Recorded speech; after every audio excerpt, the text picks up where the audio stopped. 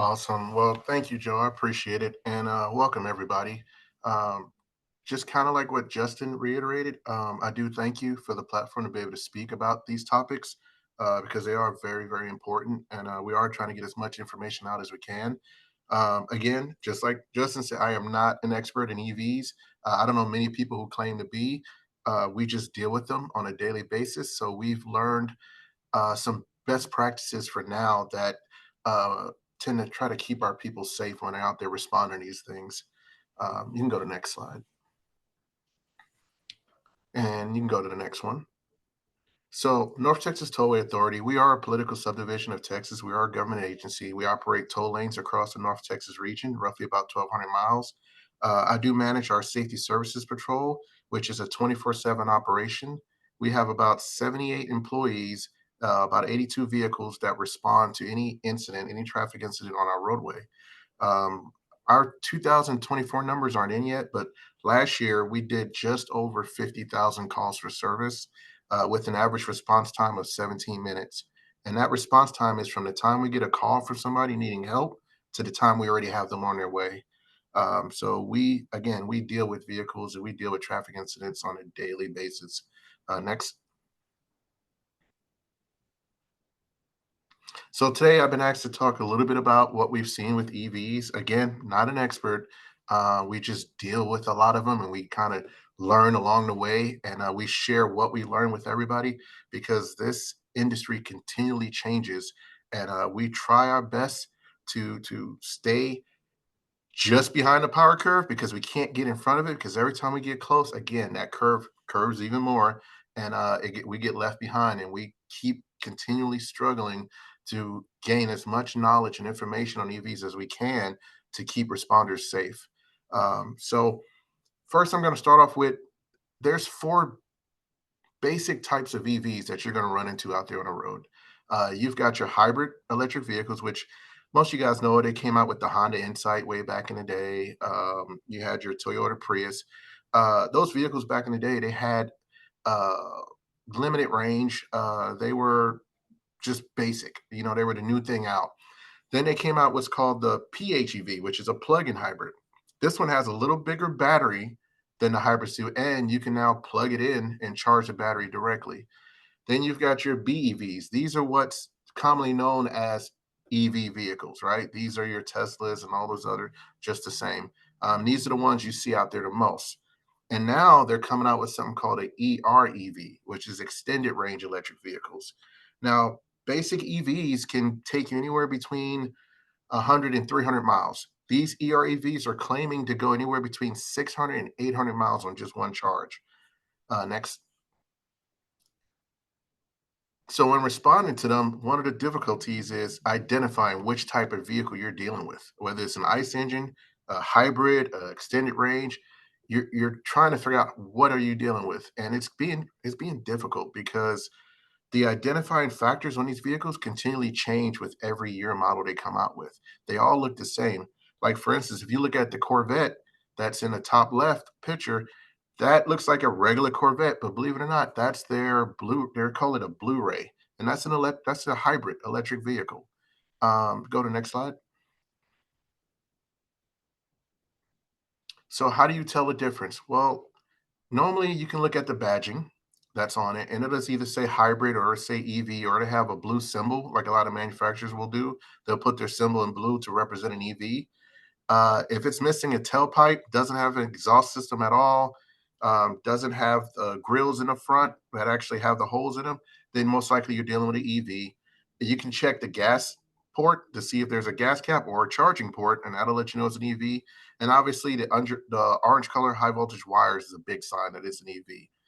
Now, remember when I said every time we learn something, they change things?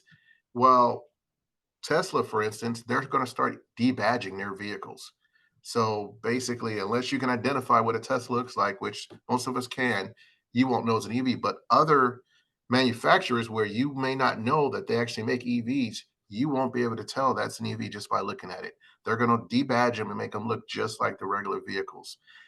Some manufacturers are putting fake tailpipes on EVs because of the look. A lot of customers want the aesthetics. So you'll see a tailpipe and then you'll think, okay, This is a regular car, and it turns out it's an EV. So, and then as you can see in the bottom picture, they're moving that charging port from where the gas tank normally is to different places. Like on that Mercedes, it's in the rear bumper. On that Audi, it's in the front grille. So again, as I'm giving you this information, just understand this is what's current, but it keeps changing. The industry keeps changing. Next.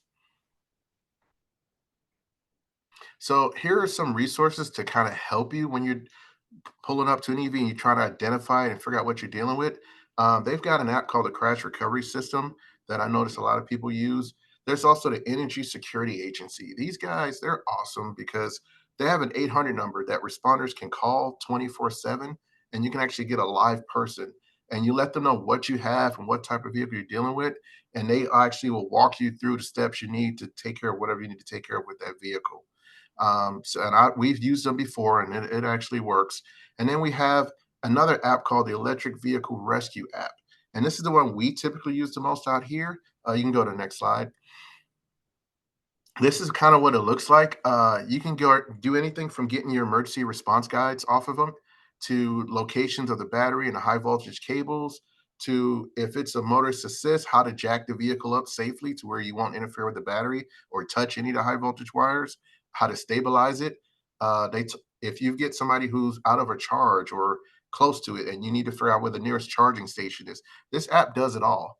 But once again, I'm going to tell you, the industry keeps changing. So this app is normally 4 to 5 months behind.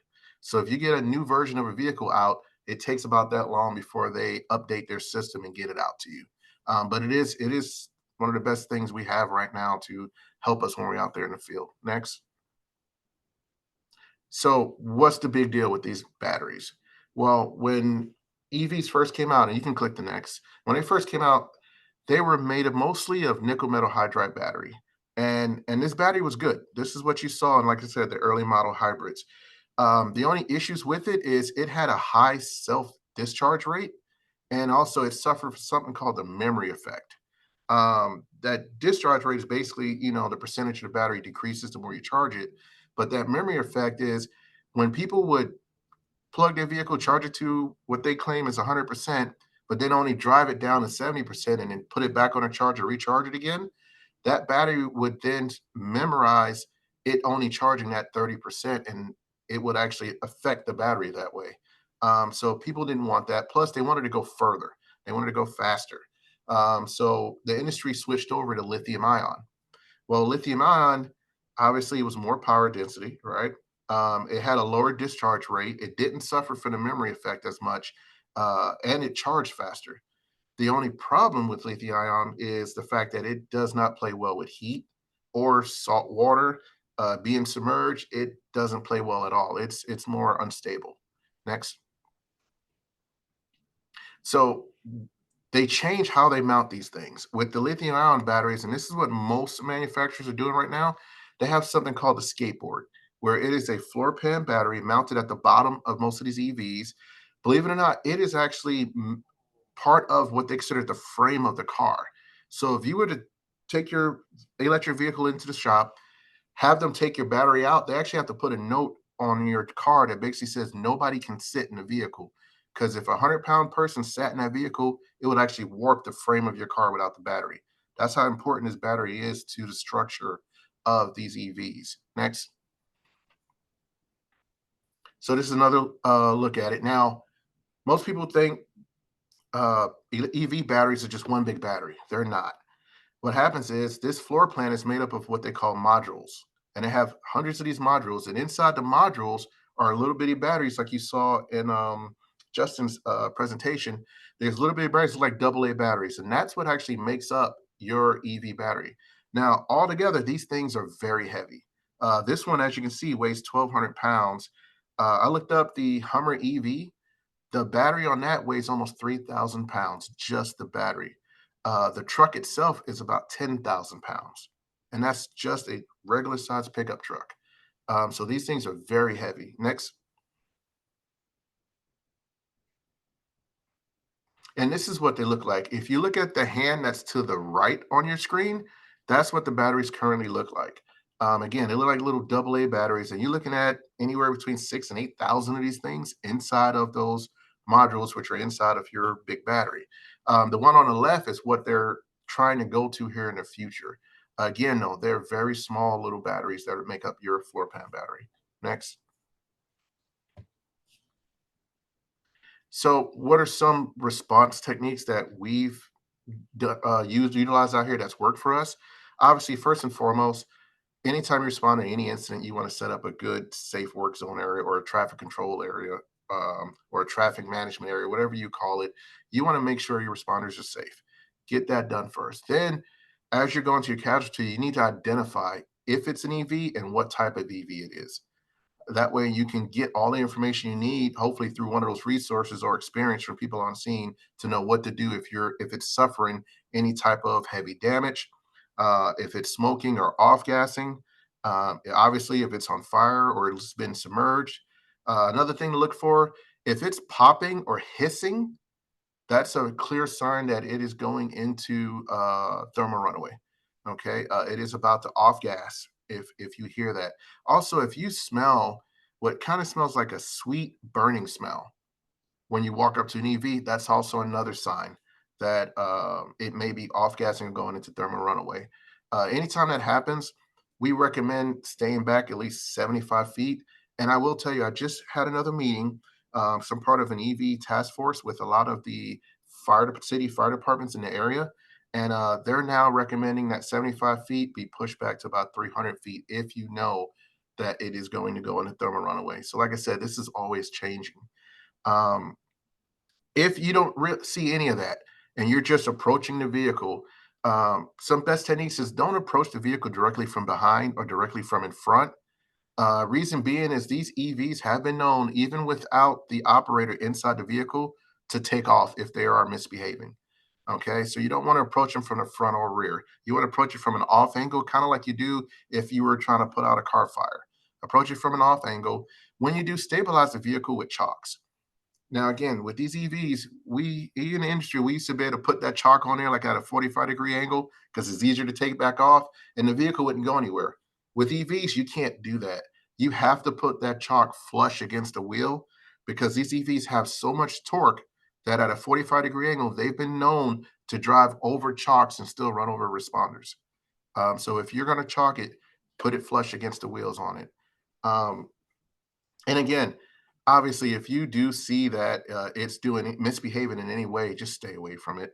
Another thing that we've learned is kind of works for us is take the RFD device, or sometimes it's a credit card, sometimes it's a fob, but whatever that operator is using to power that vehicle, get at least 75 feet away from the vehicle. Or if you got a Faraday bag, put it in there. We've even used paint cans with lids. If you get an old paint can and you got a lid, you can put that device in there, close it, and that'll block the RFID device. That way, that electric vehicle doesn't power up on you without you wanting it to. Again, they've been known to take off without the operator inside and run over responders. So these are just some best practices we've learned with them. Next. Having some type of a gas meter works really well for us. That way you can kind of keep an eye on it, measure if anything's going on. At a minimum, at least have a carbon monoxide meter because these vehicles, when they start to work out, they do let that off. A tick, or I'm sorry, a thermal imaging camera, that works out very well so you can monitor the battery and make sure it's not heating up on you. These are things that we utilize just to kind of stay ahead of the game and know if the vehicle is going to misbehave before we're actually right in the middle of a fire. Next. You can use audio on this one. But this just shows how quickly it can go from off gassing to thermal runaway in a vehicle. And this is in a parking garage. And that's how quick it happened. Now, sometimes it'll off gas for a little bit longer, but sometimes it doesn't. And this is why you want to utilize those instruments in the slide before to try to monitor it so you can catch it before it actually happens. Next. This is, if you can listen to the audio, you can hear the hissing and popping of an EV when it's about to go into off gassing.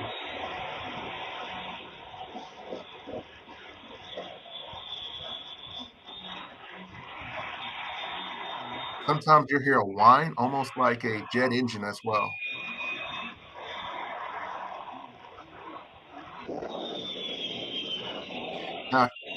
Here's the thing, once it goes in the thermal runaway, that flame can shoot out anywhere between 6 and 12 feet, and it's shooting out from the bottom of the vehicle.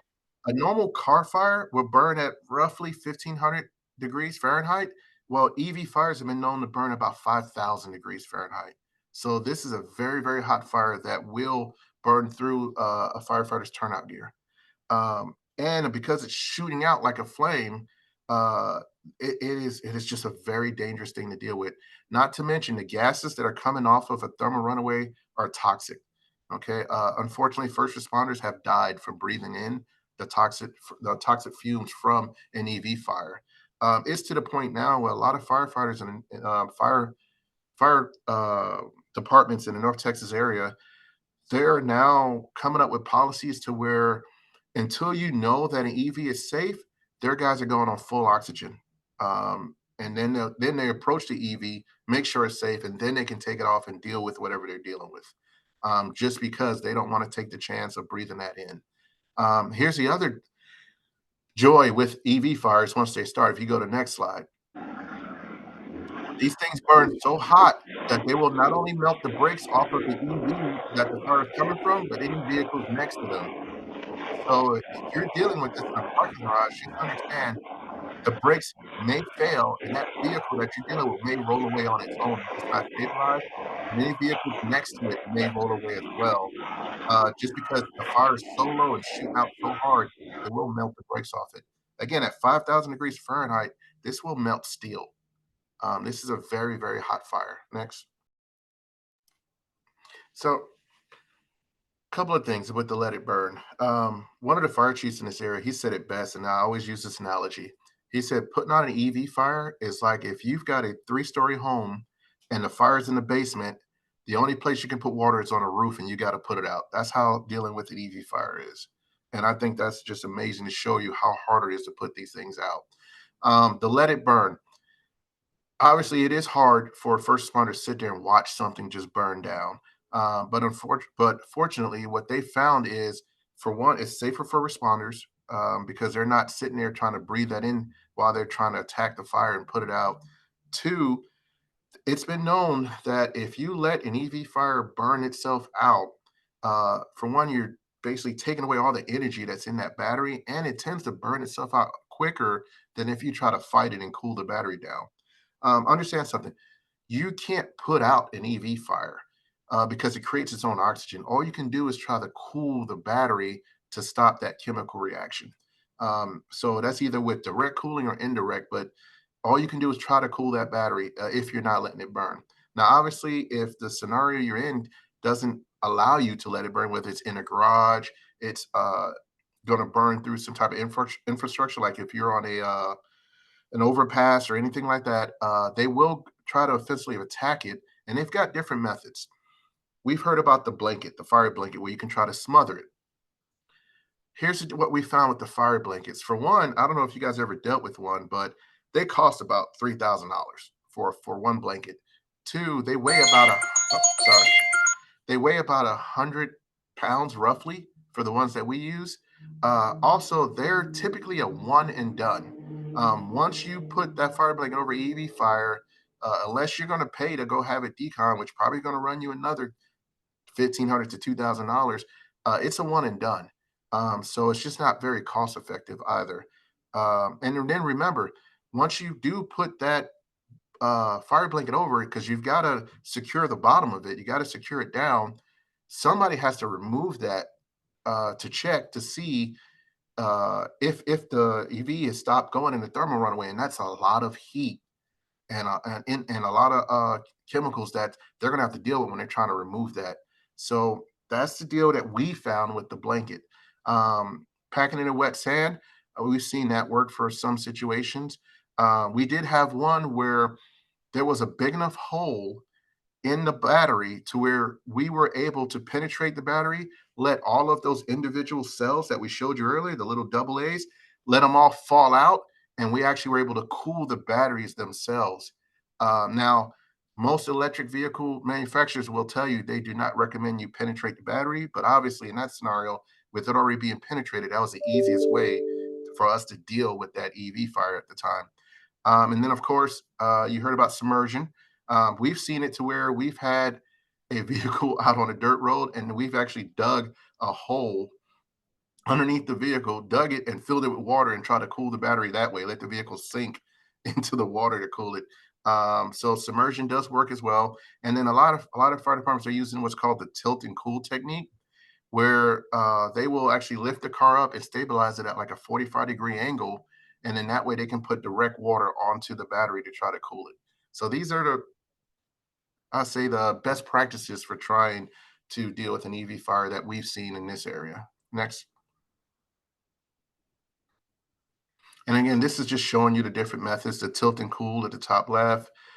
There are devices that they are trying out here, such as one's called the turtle, where you can put it on the end of a straight pipe, slide it up underneath the car, and it's supposed to douse the battery, cool it down with water. Again, these are things we're trying. There's nothing that works for every EV fire that we found yet. Of course, you got the submersion, and then of course the blanket. Next. So, like you heard in the video, one of the big issues with these EV fires is that they can reignite because they still have energy trapped in them even after you think they're done with the thermal runaway. So, one of the things that we're trying to do in this area is we're actually putting together a policy to have the fire department follow the tow truck once the vehicle's loaded on. Actually, follow the tow truck to the tow yard and watch them unload it into an EV safe area. That way, we can ensure that the tow truck operators are safe as well, and we're keeping an eye on it.